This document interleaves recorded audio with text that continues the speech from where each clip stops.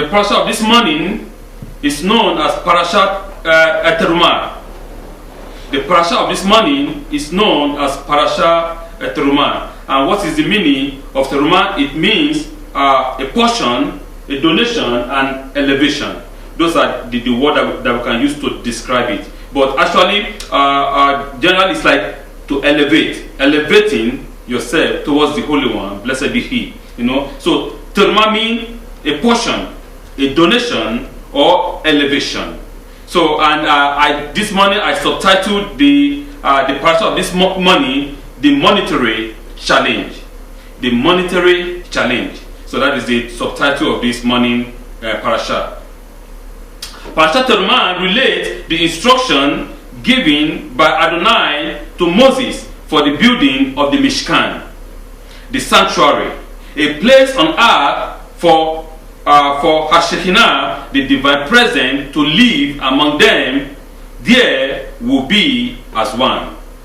In there, the Lord, God of our fathers, Abraham, Isaac, and Jacob, and his people Israel shall be one in that place.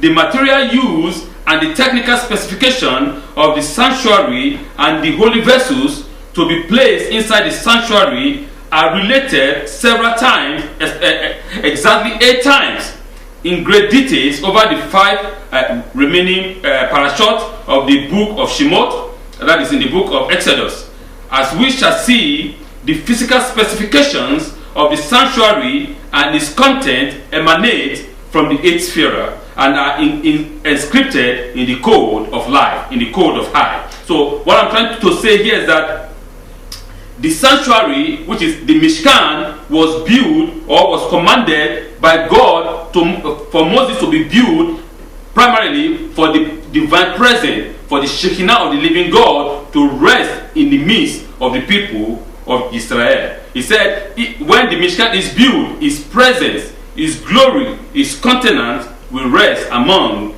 His people. And this specific and all the specification of the physical specification of the Mishkan is actually directed from the highest level in the spiritual world. So I just want to give us a little explanation about the word portion, donation, and elevation. Terumah, in that everyone who give will become part of a new physical, metaphysical whole that was to be built. That is a portion. The word Terumah, I repeat, means a portion. And in that, everyone that contribute, everyone that volunteered themselves for the building and the construction of the Mishkan will be a part. They will become a part of this physical, metaphysical building that is going to be built. This Mishkan, in one hand it is physical, and in the another hand it is a metaphysical structure. Why did I say so? Because in one hand we have a physical material that were used to build it, and in the other world, the metaphysical, the spiritual entity, the power of the living God will rest among them, that make it a metaphysical structure. To donate, in that everyone who give voluntarily has possession according or voluntarily give according to his desire will be a part of this. He said, everyone whose heart move him, it is not by force. You are not being forced to give, but in this case, God is saying you give voluntarily. Give out of your heart, out of your mind, out of your soul. You are not being forced to give. You are not being saying, okay, you must give. No, it is not under most. It is It's a voluntary stuff.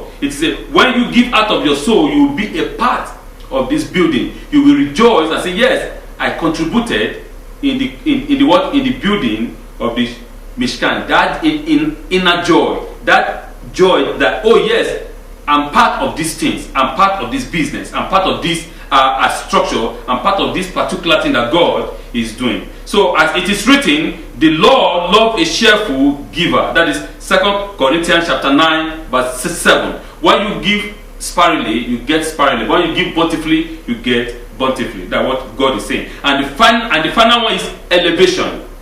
to elevate. In that, the physical will be elevated to the metaphysical, when the divine presence will dwell inside it. Everyone who had donated his physical portion will be connected to the metaphysical world through a physical structure. We are elevating ourselves.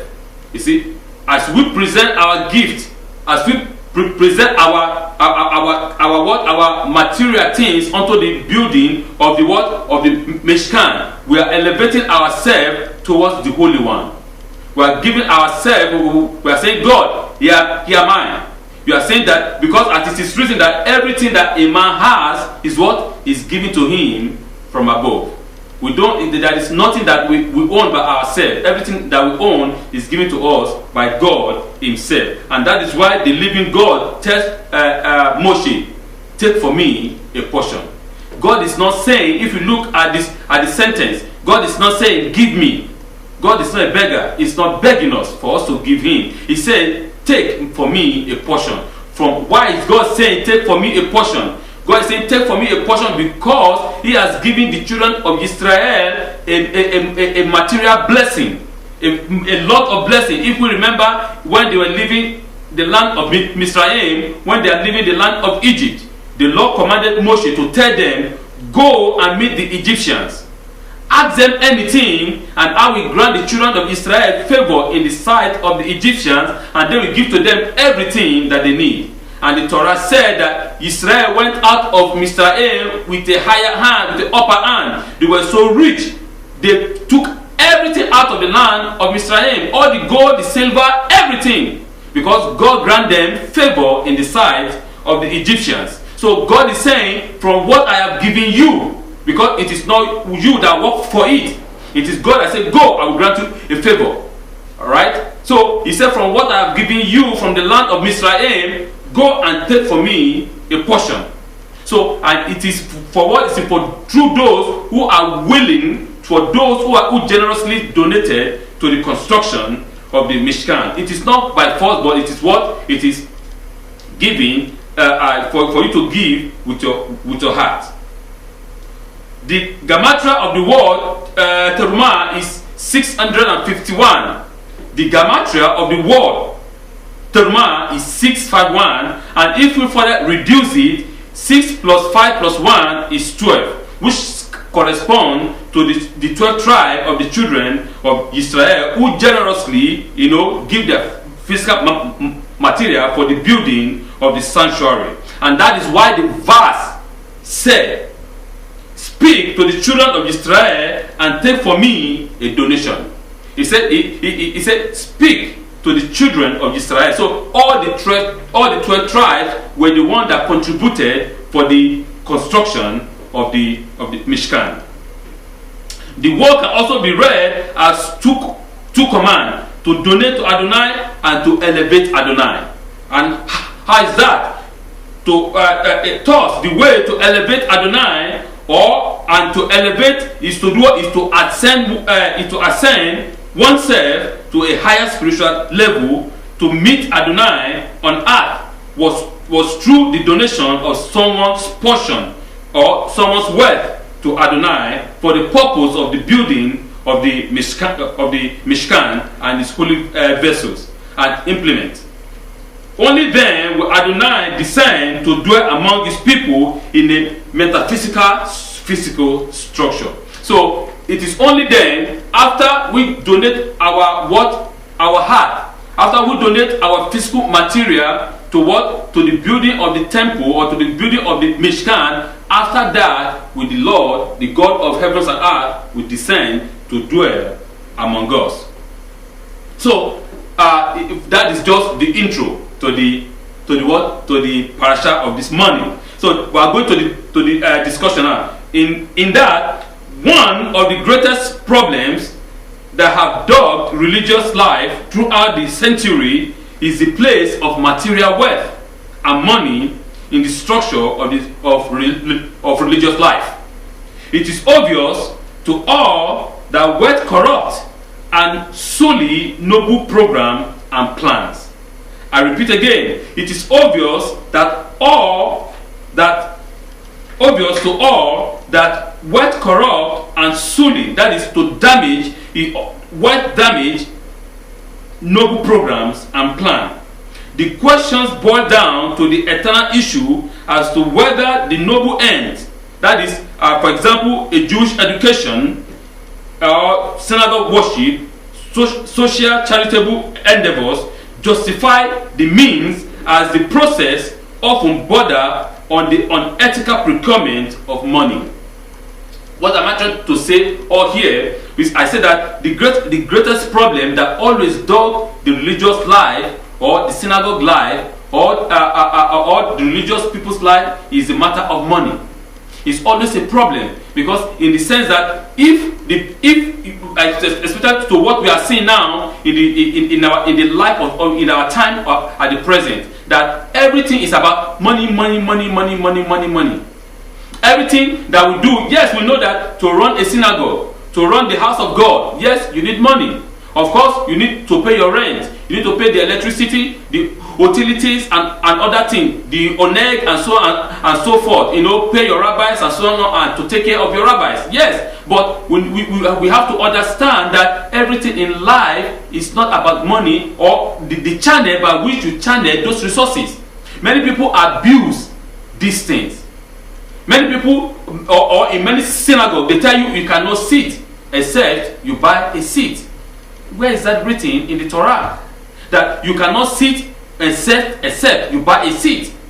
It is never written like that. Why are we making things difficult for people? Okay, for me to be a member of a synagogue, the first thing they will ask me is, how much am I making in a year?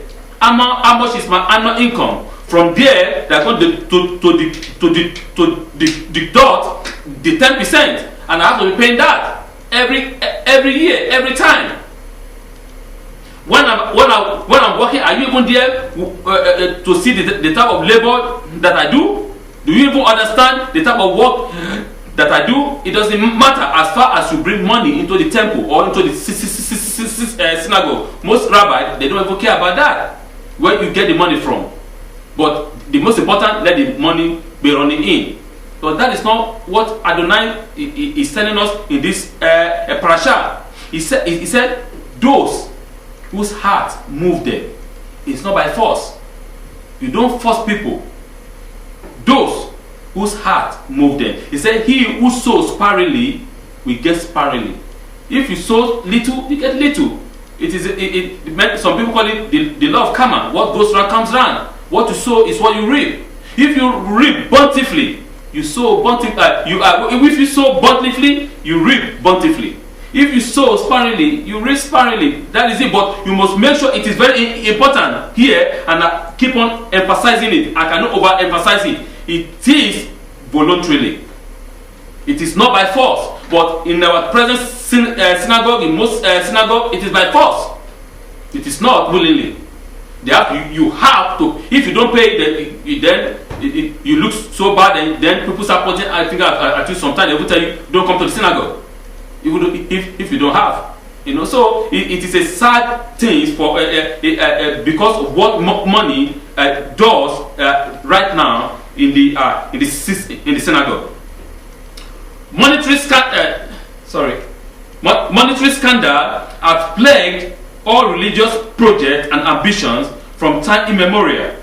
The fact that the goal trying to be achieved is so noble and morally necessary makes the temptation to deviate from correct probity and proper behavior in fundraising and monetary conduct all the more tempting.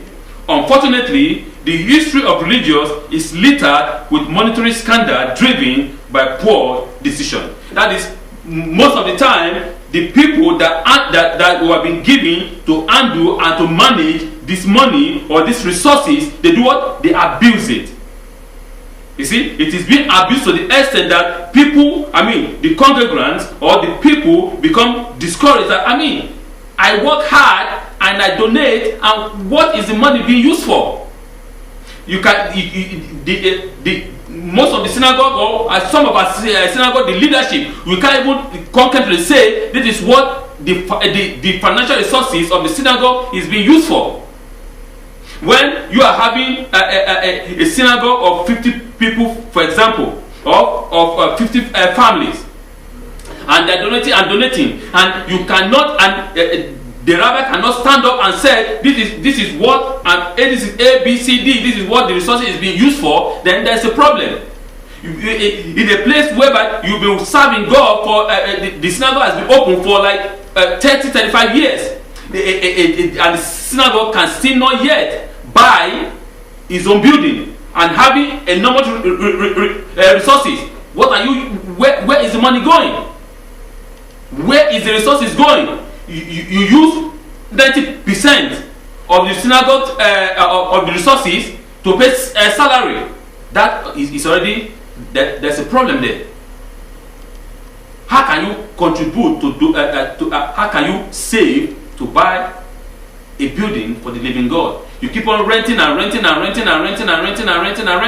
There's a problem somewhere. It has to be fixed.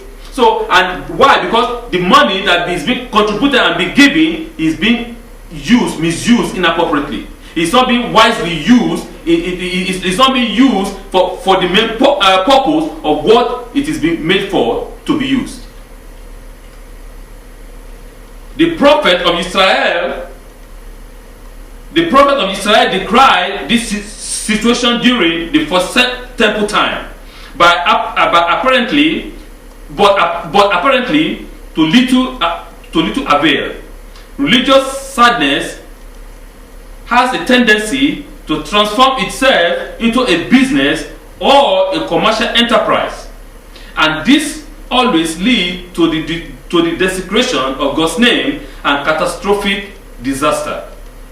Many commentary and scholars have stated that this monetary corruption was the real base for the destruction of the temple themselves and the continuous cessation of temple service even until our very day. Even building and programs conceived in holiness and funded by the most religious of people are susceptible over time to fall into trap of monetary scandal. I need not and will not enumerate specific example of these weaknesses, but all of us are aware of the existence and sad influence. That is, when men who are supposed to be what? Men of integrity, men of wisdom, men of power, men that shun wealth, men that shun iniquity, have been given money, have been handed over. The financial resources of this temple or of the synagogue for them to do a particular project for the synagogue. These men, in most cases, they lose their sense of integrity. They begin to misbehave when the money is coming. The money is flowing in like what? Like water, you know. To them, oh, that is good, that is fantastic, that is great. They begin to take this money or these financial resources to do another thing. Instead of them to concentrate and focus their attention to what? To the program for which it has been raised, for the purpose of which that particular resource or that money is being raised.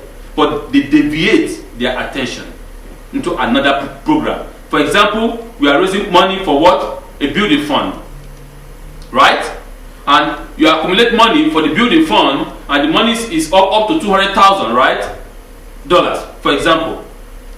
And then instead of us to go and get a building, get a land and build, we say, oh, you know what? Another situation come, because in our mind we don't actually want to buy anything or do anything. What we want is to take that money and take it and consume it on ourselves, and we start thinking of some program that doesn't make sense.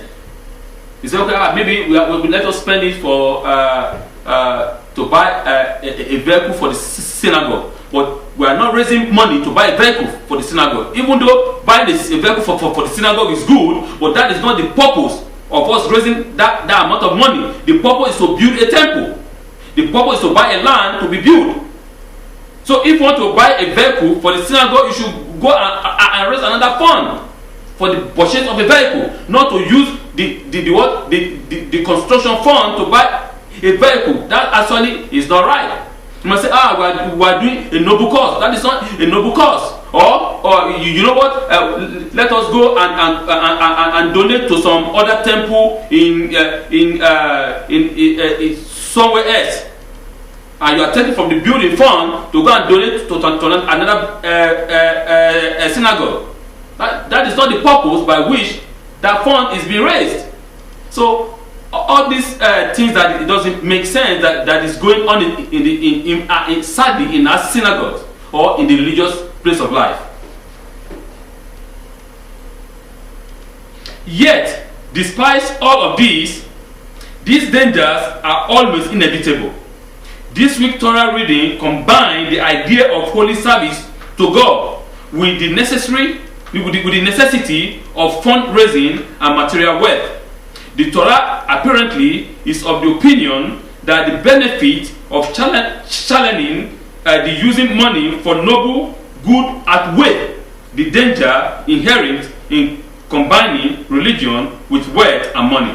In fact, this is the pattern of the Torah in all matter of everyday life, even in our society. So, what am I saying? What I'm trying to let us understand is that, taken from what it is said in the Torah, I said this in the Talmud state that everything that was contributed for the building of the Mishkan, not a single cent were lost. Everything was accounted for by Moshe. There was a time that Moshe couldn't account for a particular sum of money. For 3 days he couldn't sleep. He was counting where did this gold went? Where did this gold went? How did I do it? That shows you that these men are men of integrity, men that understand what they are doing, men that never deviate from the path, men that stood firm even though in spite of all wealth that they have, that the children of Israel contributed until Moses said, stop, don't bring again, it's enough. In some cases, we'll have not, if it is our word now, we'll tell them continue bringing, don't stop. But when the purpose has been met, why bring in more? Moses says, stop, don't bring again. We have enough. It's enough. We can use this to build it. We can use this to sustain the Mishkan. We can use this to complete the project. But in our word now, no. Continue to bring, most of the time, everything that we know now is about prosperity. No, God will prosper you, prosperity, bring more, donate more, donate every time. It's never enough, So we can see that our activities, our actions that we do now, if we don't correct our way of life, and if we don't live a righteous and a holy life, by doing all these negative things, we are desecrating the name of the Holy One. We are making people to reject to come to the temple. We are making people to stay away from our faith, the faith of our forefathers, because they tell you, I don't want to go down there. Everything they know is all about money, nothing else. They don't even know how I work hard. They don't even know how I make my money, but they actually only bring money and nothing else more. What can they give me? What can they offer me? So this is the attitude of our men of nowadays. So, and it is very sad, especially in North America where we are, is that many synagogues is being closed down. Many synagogues is being shut down because people stop coming because of the burden, the financial burden that has been laid upon the people. That it's never enough. They keep on the rabbi say, just contribute, and yes, I know, I understand that we need financial resources, we need liquidity to prosper the work, to prepare the work of God. There is no doubt about that. Moses said that is said in the Torah, but that is not the goal. The goal is for people to be able to serve God in all their heart, with all their soul, with all their spirit. For them to hear and to do the work of God. and knowing that they have a responsibility, and the responsibility of the people is to sustain their rabbis and to sustain the synagogue. But in another case, the rabbis or the elected members or the leaders should not abuse the people. That is the point. Everything has to be done in a balance, and everything that is every financial resources that is contributed must be accounted for to the last cent before the people. You don't just take the people's money and put it in your pocket and say, and that is it. No, you have to account for the single 1 cent. So this is what it has been built for. This is what it has been used for, and you make the account open before the people, and let the people see that yes, this is what it is being used for. Because the people are not blind; they can see every activity that is going on in the synagogue, and thereby you are encouraging them to give more. They can see that yes, my money or my contribution is being used wisely. And the leadership coming, thanking the people, appreciating, saying thank you for what you've contributed. Thank you for your assistance. Thank you for this or for that.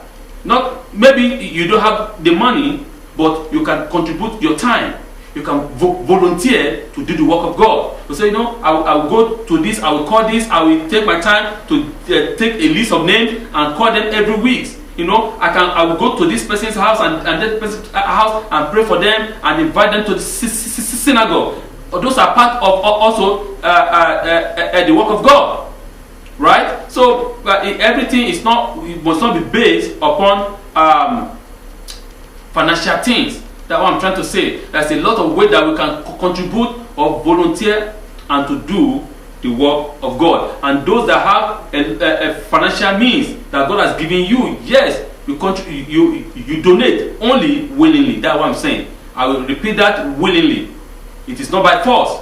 If you have and you don't give, you face the consequence with the Almighty. It's not me, right? So, but if you don't have, but you can give your time, God will bless you more, and God will enlarge your pocket. Your desire will be answered by God. Closing. Judaism does not allow the excess asceticism or hermit-like lifestyle. Judaism does not allow hermit-like lifestyle. That is, the Hamite, them, they separated. They go up completely from the understanding of the real world. They live on their own. We are always somehow to be engaged in this world, tawdry and flawed as it may be, or poor quality and flawed as it may be. Yet the challenge is to somehow remain a holy people, a separated people, a kingdom of priests, while dealing with these challenges that marks our daily life and society. The Holy Tabernacle, the Mishkan, is to be constructed through heartfelt donation of material wealth and personal volunteerism. Though religion and faith are corrupted by monetary issue, wealth applied correctly and through a generous hand can enhance and even enable someone's faith in Adonai. I'm saying that if we do it in the proper way, if we use the fund in the proper way, that can even enhance someone's faith in the Holy One. Blessed be He. Let's take it for example, a people or a family who are in need come to the synagogue and they explain their situation and their needs, and the synagogue assists them, help them to make them to stand. An immigrant, for example, comes to a country, a new place. He doesn't have a family, he doesn't have nobody, no one to assist, no one to help. They come to the synagogue for some particular time. We can help them, right? Make them to stand on their feet, and later on they will come. They say, "Wow, what a wonderful group of people! When I was in need, they stand by my side. They help me. They do this, and therefore building their faith more and more in the Holy One." and they will, if they are the type of people that appreciate when they are standing firm and when they are strong, they will come to say thank you. They will come and donate and give to the work of the living God. So it's like pay it forward, So that is what I'm saying. But if we apply wisdom, if we use the resources that God has given us in a wise way, people will have more faith in the living God, in the synagogue, in the society, than when we abuse or misuse most of the fund or most of the material wealth that God has given us. Moshe was shown a coin of fire in heaven. It could burn and destroy, but it could also warm and light the way. The word teruma itself, in its literal sense, means to uplift and rise. When properly used and applied, can be the engine that propels all holy endeavor forward, or rather, the oil that lubricates the engine that propels all holy endeavor forward. As it was in the time of Moshe, so too does it remain one of the greatest challenges in our individual life and our collective lives. So what I'm saying that Moshe, our teacher, was showing a coin, a fire coin, and that fire coin can do what? It can burn and it can destroy. It's a double-edged sword, right? And at the same time, that fire, that coin, can warm and it can light the way. It can give you a light. Everything depends on how you use it. If you misuse it, it will burn you and it will destroy you. But if you use it wisely, it can warm you up and it can light your path. It can light your way. That's what the Holy One is saying. And the word teruma meaning to do what? To uplift, to come up, to rise, to elevate. To elevating ourselves towards the Holy One. And he's saying that this monetary issue that we're talking about this morning can do what? Can propel us to propel the work of God enormously, if we use it in a proper way. It can be that lubricant that lubricates the motor, that lubricates the engine that propel the work of God. But everything has to be done in the proper way. Everything has to be done in a smart way. Everything has to be done. The synagogue is not a business. It's not a commercial enterprise, as most places has turned it into being. Most religious places now is a commercial enterprise. Even though there's some church, there's some place of worship that it has gone to the level of, it's an advanced level now. They have what is called what is the name of that machine? They pass it around. You put your credit card, and is that the way to do it? Everybody decide. Who am I to criticize? But what I'm saying is, donation must not be by force. It must always be voluntarily. It must be cheerful givers. Those whose heart move them.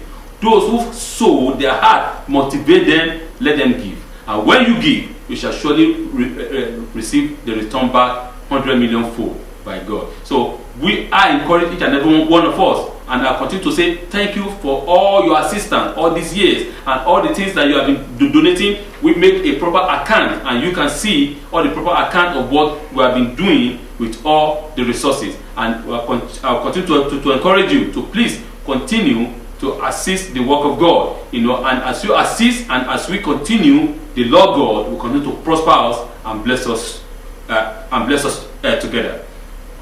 Parashat Teruma. Shabbat Shalom.